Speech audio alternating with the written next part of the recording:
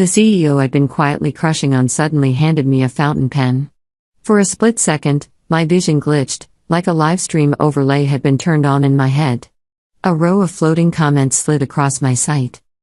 He, she still doesn't know that pen is linked to the male lead. So spicy, so spicy. I heard it gets intense later. No way? Way. This one's a must-read, I'm telling you. I froze with the box in my hands. Across the desk, my boss, Ethan Grant, CEO of Grantwell Group, let out a low, restrained sound, like he'd swallowed a breath. And that's when I realized something was very, very wrong with my life. Nobody likes their boss. Except me. Not because I was a kiss-up or because I wanted favors, though, sure, the pay was great and the executive floor had coffee that didn't taste like regret. I liked Ethan because he'd been good to me. Almost unfairly good. After graduation, I'd landed a job as an executive assistant in the CEO's office at Grantwell, one of those glossy, intimidating corporations in Midtown Manhattan where everyone walked fast and spoke in acronyms. Ethan was known around the company as cold, efficient, and terrifyingly sharp. If someone on his team made a mistake, he could reduce them to tears with 2 sentences and 1 look. But with me? He wasn't warm, exactly. Ethan Grant didn't do warm. Still, I always felt like he treated me differently. On my first month, I made a mistake that should have gotten me publicly shredded. I botched a scheduling chain and sent the wrong version of an internal memo to a department lead. One of the senior assistants caught it late, eyes wide with sympathy like I was about to be marched to my execution. When Ethan's assistant manager told me the CEO wanted to see me, the other admins stared like they were watching a funeral procession. I walked into Ethan's office with shaking hands. He looked up from his laptop, face unreadable. I braced myself. Instead, he asked, "Are you settling in?" I blinked. What? Are you adjusting okay? Are the systems too much? Are people treating you well? My mouth opened and closed once. He didn't mention the mistake. Not once. I left the office in a daze. Out in the admin area, the senior staff turned their heads toward me in slow disbelief. I lowered my gaze and pretended I was about to cry because even as a new hire, I understood something basic about workplaces. Special treatment makes people resent you. And if you don't know why you're being protected, it makes you resent yourself too. A year passed.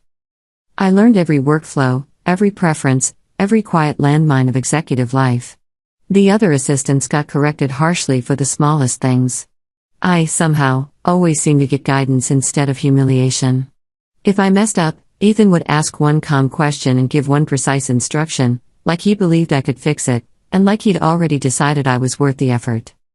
So I worked harder. Not because I wanted to deserve his kindness, because I refused to be the reason anyone could say he'd been wrong about me. I still didn't understand what I meant to him. Maybe it was nothing. Maybe he just liked my work ethic.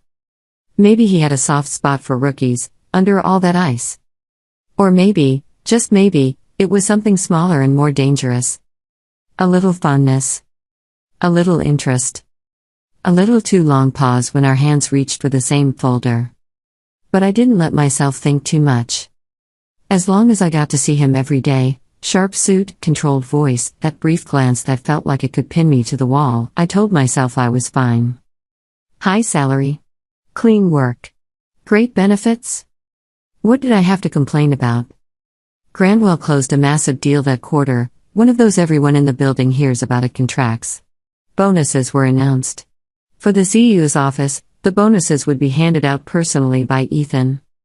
We filed into his office in a neat line, like we were going to receive medals. Ethan set a stack of thick bonus envelopes on the desk, expression neutral. "These are yours," he said. One by one, the senior assistants stepped forward, smiling as they accepted theirs. I was the newest, so I stood last. By the time it was my turn, the stack was gone. My stomach dropped. Ethan's expression didn't change. He simply said, "Mia." I stepped forward, trying to keep my face calm. "You've only been here a little over a year," he said. "Your tenure doesn't match theirs.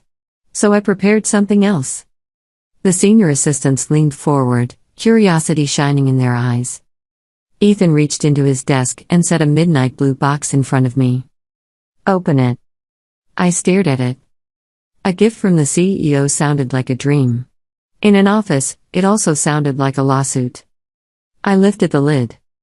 Inside, nestled in velvet, lay a deep blue fountain pen with a tiny pale pink ribbon tied around it, ridiculous, soft, almost out of place in Ethan Grant's world.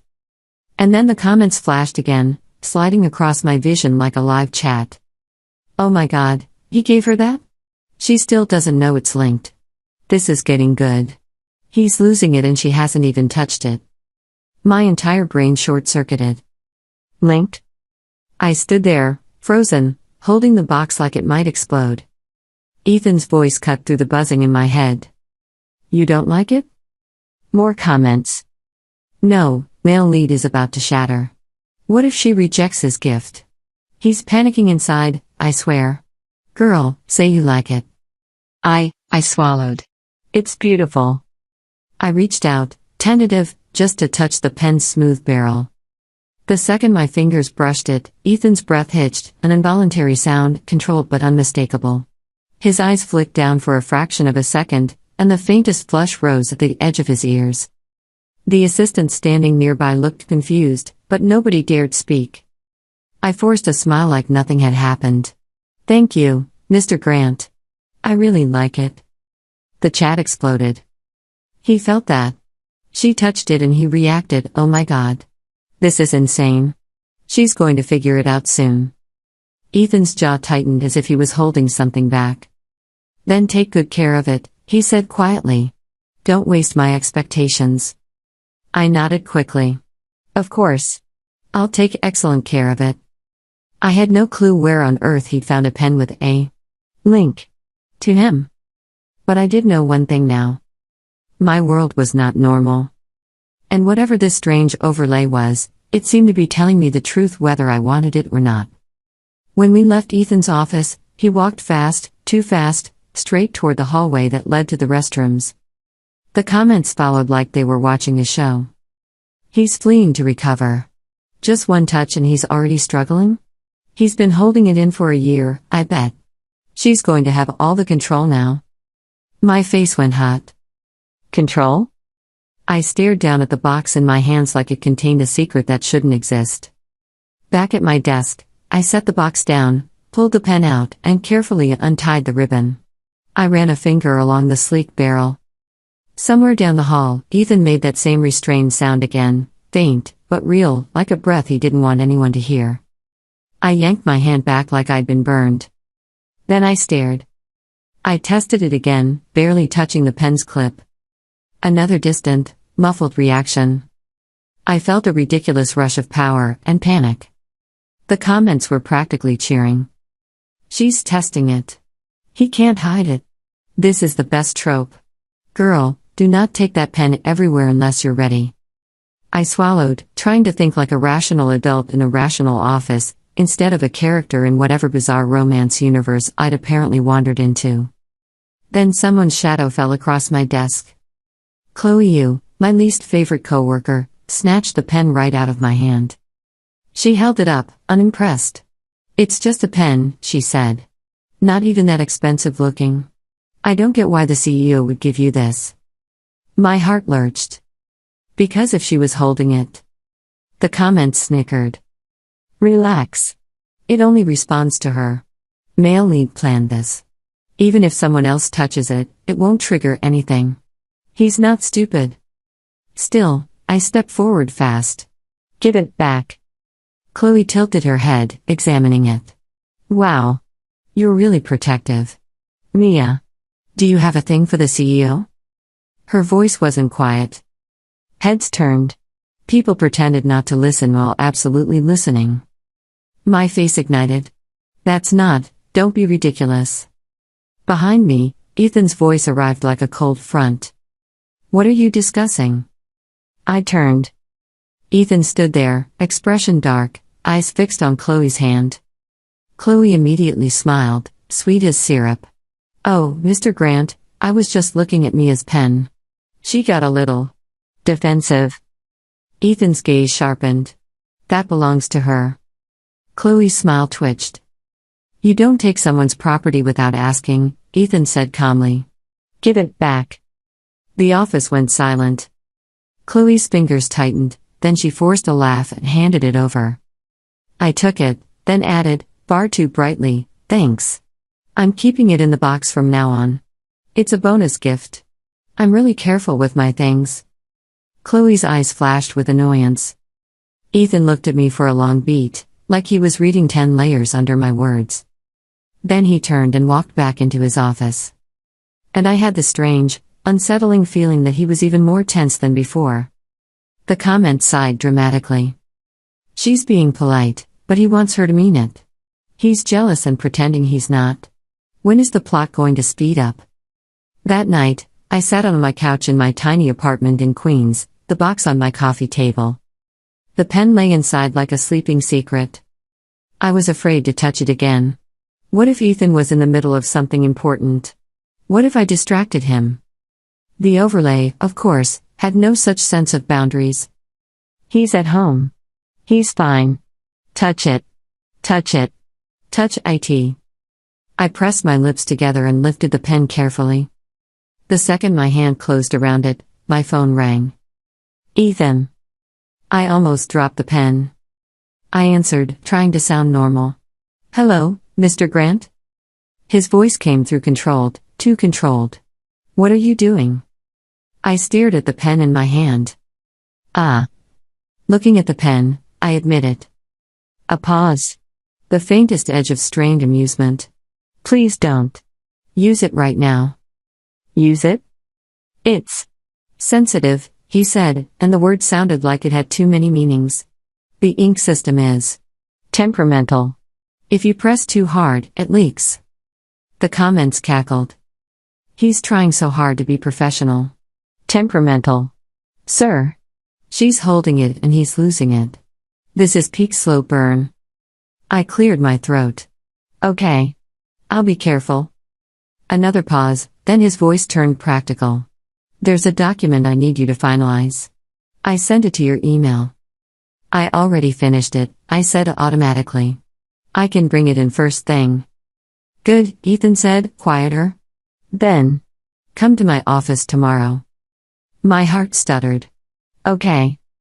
The comments squealed like teenagers.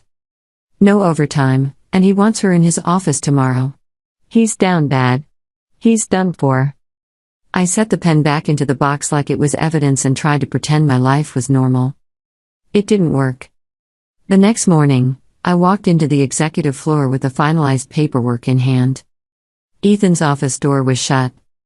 Normally, it was open unless he was in a confidential call. I paused, then heard a sharp gasp from inside, "Hi," startled. My stomach tightened. I knocked, half-hearted. Mr. Grant? I'm coming in. Before anyone could answer, I pushed the door open. Chloe was inside. She was crouched near Ethan's chair, a spilled coffee cup on the floor. Ethan's slacks had a dark stain across the thigh, like she'd dumped it right onto him. The position looked worse than it was, but offices thrive on appearances. The comments lit up instantly. Oh no. This is the misunderstanding arc. She better not think the wrong thing. That girl is absolutely doing this on purpose. Ethan's face was flushed, not from embarrassment, I realized, but from anger. Out, he said, voice sharp enough to cut glass. Chloe glanced at me with a smug little smile. Mia, you really should learn manners. The CEO didn't tell you to come in, and you just barge. I said out, Ethan repeated, colder. Chloe blinked. But Mr. Grant.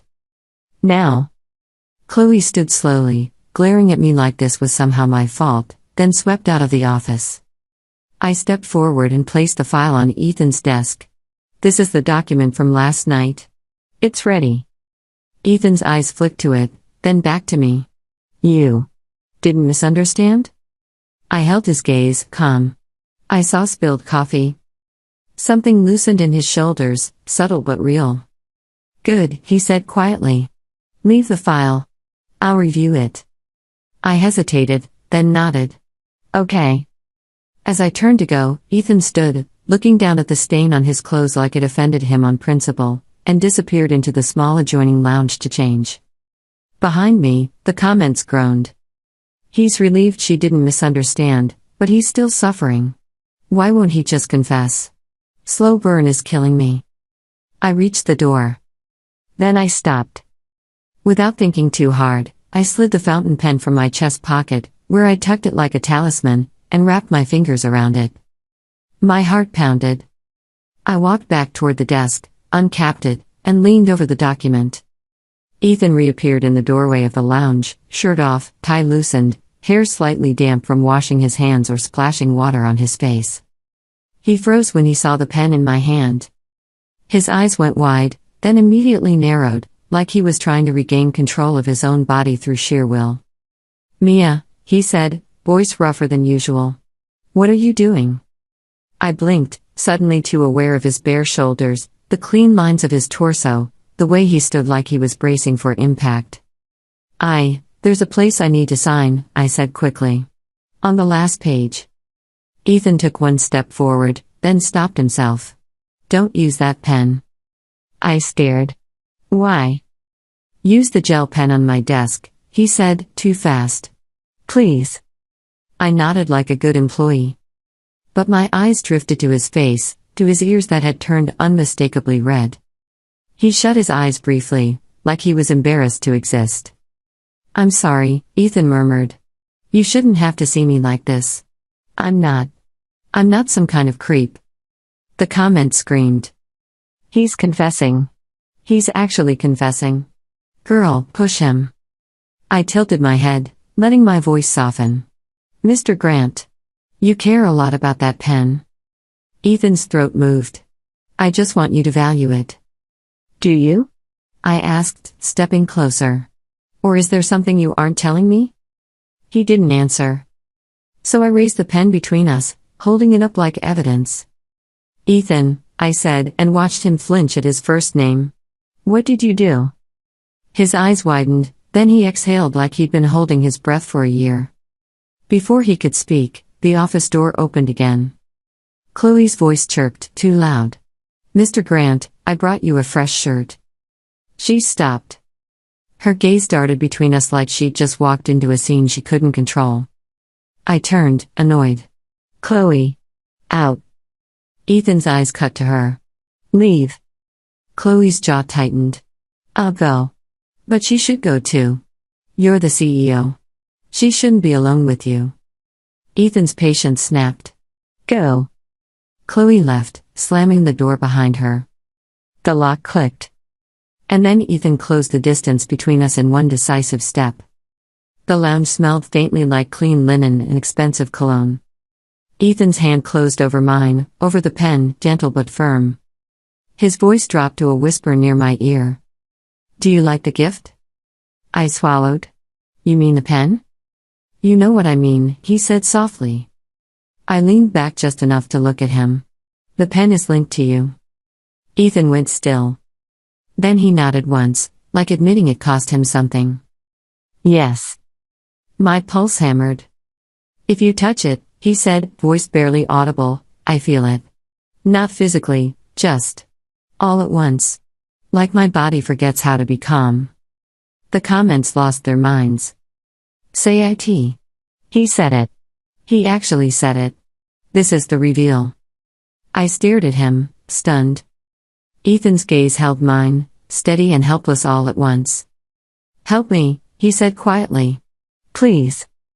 My brain screamed 100 warnings, power dynamics, HR manuals, common sense. But my heart, traitorous thing, whispered something else. He trusted me enough to admit it. I took a slow breath. "Mr. Grant. If I say no, I'll accept it," he said immediately. "I won't force anything. His jaw tightened. I didn't expect it to be this obvious." I stared at him for a long second. Then I lowered the pen and said, very clearly, "If we're doing this, we set rules." Ethan's eyes flickered. "Rules?" "Boundaries," I corrected. "And you don't get to use your position to corner me." His expression tightened with shame. "I wouldn't." "Good," I said. Then start by telling me the truth. Why me? Ethan's breath shook. Because you're the only person in this building who looks at me like I'm human, he admitted. And because you never once used my kindness against me. My throat tightened. The comment softened, almost reverent for once. Okay. That was actually sweet. He's not just a trope. He means it. I looked at him. And in that moment, I realized something simple and terrifying. Ethan Grant wasn't playing with me. He'd been holding himself back for a long time.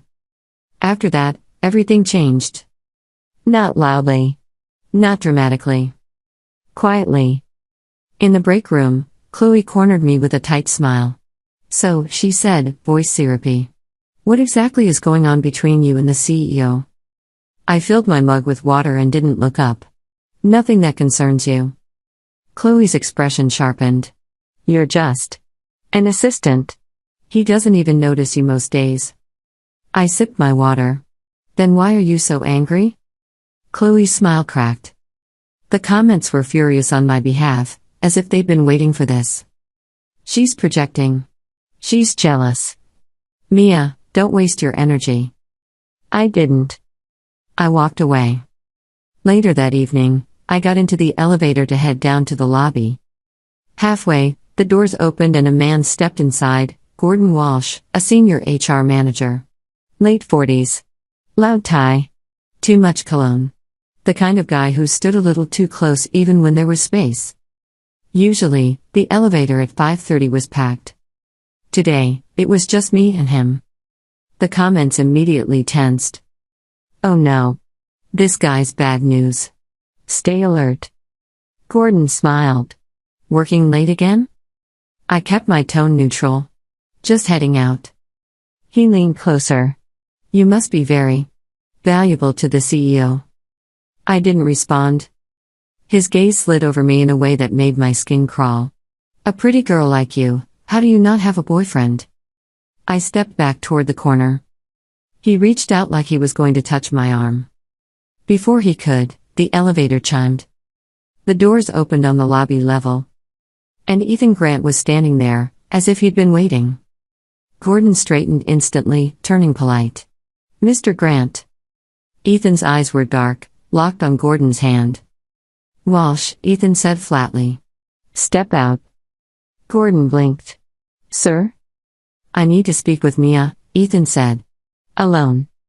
Gordon forced a laugh and stepped out. Of course. Of course. The doors closed. Ethan turned toward me, voice softer. Are you okay? I didn't answer right away. Not because I was shy. Because I'd spent the whole afternoon thinking about what we were, what we weren't, and what this meant if anyone found out. Ethan watched my face like he was afraid of the answer. I'm fine, I said finally. But we need to talk. His shoulders eased with relief. Okay. I booked a table. Dinner. Then a movie, if you want. If you don't, we'll just talk. I stared at him, then, almost on impulse, slid the fountain pen into my hand. Ethan's breath caught. He braced one palm against the elevator wall like he needed it to stay upright. Mia, he said, voice strained, please. Talk, I said, calm. Right now. The comment screamed again, but this time it was mostly delight. She's taking control. He's listening. This is actually romantic somehow. The elevator stopped in the parking garage. The doors opened. A group of employees stood outside, waiting to go up. They saw Ethan's flushed face, his posture, the way he looked like he'd just run a marathon without moving. Everyone stepped back, startled. Mr. Grant, are you okay? Do you need medical? Ethan cleared his throat, forcing composure. I'm fine. I slipped my arm under his. He's just overheated. I'll get him to the car. People watched us like we were a headline. The doors closed again. Ethan exhaled shakily. What did I do wrong? You didn't, I said. But you're going to answer me? At his car, I climbed into the back seat. Ethan followed, hesitating like he didn't know whether he was allowed. I held up the pen. Sit, I said. Ethan stared, Then, because he was Ethan, he actually listened. His expression was a mix of shock and something that looked like relief. The comments were losing their minds. He obeyed. Oh my God, he obeyed. This is not the cold CEO anymore. I leaned in slightly. What is Chloe to you? Ethan shook his head immediately. Nothing. She's an employee. That's it. Then why was she in your office like that? Coffee, he said, jaw tightening. She rushed in without permission. She spilled it on purpose. I told her to leave.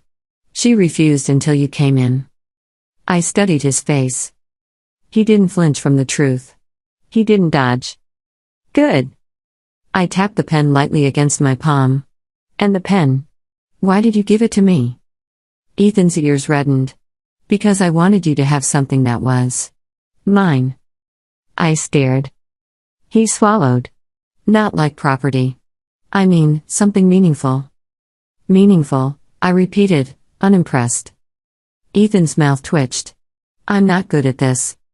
That was the first time he'd ever said something like that. It hit me harder than any grand gesture could. I took a breath. Then we do it my way. Ethan's gaze lifted carefully. Your way? Yes, I said. We keep it private at work. We don't blur lines in front of staff. And if you ever try to use your authority to corner me, it's over. Ethan nodded immediately. Okay. And, I added, you don't get to act like you don't care, then expect me to guess what you want. His throat moved. I care. Say it plainly. His voice lowered. I like you. I've liked you for a long time. The comments went quiet for half a second, then exploded in pure chaos. I held his gaze. Then we're clear. Ethan exhaled like he'd been underwater. We're clear. I nodded once. Good. The next day, everything detonated. Not between Ethan and me. Around us. At mid-morning, a woman stormed onto the executive floor, yelling my name like she wanted blood. She marched straight to my desk. You, she shouted, pointing at me. You're the one who's been going after my husband. People froze. Then, like always, pretended they weren't listening while obviously listening. She kept yelling accusations, waving her phone, claiming money had been spent, claiming I destroyed her family. I stared at her, stunned, until I noticed something else. Chloe standing a few desks away, arms crossed, lips curled with satisfaction. The comments were furious. This is a setup. Chloe did this. Don't let them bully her. I took a slow breath and looked directly at Chloe. You started this, I said calmly. Chloe's smile sharpened. Mia, you're young. If you made a mistake, we can understand. Just admit it and... Shut up, I snapped. The entire floor went silent. Even the angry woman paused. I'd always been the polite one. The easy one. The professional one. Chloe's eyes widened like she couldn't believe I had teeth. Ethan walked out of his office at that exact moment. His gaze swept the scene. His expression hardened. What's going on? He asked. The woman lunged toward him. Mr. Grant. Your assistant has been seducing my husband. Chloe added smoothly, don't be fooled by her innocent face, Mr. Grant. You'd be surprised what she's like in private. I didn't even blink. Ethan did something I'd never seen him do in public. He pulled out his phone. He tapped twice. Then he said, evenly, everyone check the company-wide group chat. Phones came out like reflexes. A video loaded. The footage showed Chloe, clearly Chloe, in a stairwell with the same HR manager, Gordon Walsh. The angle was unmistakable, the faces clear, the scene damning without needing to be explicit. The executive floor went dead silent. The woman's face drained of color as she watched from someone else's screen. Then she turned on Chloe with a sound that could have broken glass. Security rushed in. Someone called the police. HR executives appeared like ghosts. Chloe tried to speak. Gordon tried to speak. Nobody listened. Within minutes, both Chloe and Gordon were escorted away, along with the woman, still screaming, but now screaming at the right person. When the chaos finally cleared, People slowly turned their attention to the only thing left unanswered. Me. And Ethan. One of the senior assistants swallowed hard and asked the question nobody was brave enough to ask until now. Mia. What are you and Mr. Grant? I glanced at Ethan. His ears turned red instantly. He looked away like he couldn't decide whether to run or stay. I smiled slightly. Can I say it? I asked him. Ethan's voice was quiet. Say whatever you want. So I turned back to the room and said, simply, he's mine. The office erupted into shocked laughter, gasps, and whispered congratulations like I'd just dropped a bomb made of glitter. Ethan stood there, rigid with embarrassment. And didn't deny it. Later that night, I sat on my couch again, the pen box on the table. The overlay comments drifted by, still not letting me live. So that's canon now. He really let her claim him. We need the next chapter. I reached for the pen, half laughing, half sighing. Then my phone buzzed. A message from Ethan. You know the comments you see? I stared. Another message appeared immediately. I can see them too. I froze in place. The overlay exploded with joy. And in the quiet of my apartment, with a strange universe humming around us like a secret, I realized. This wasn't just my story anymore. It was ours.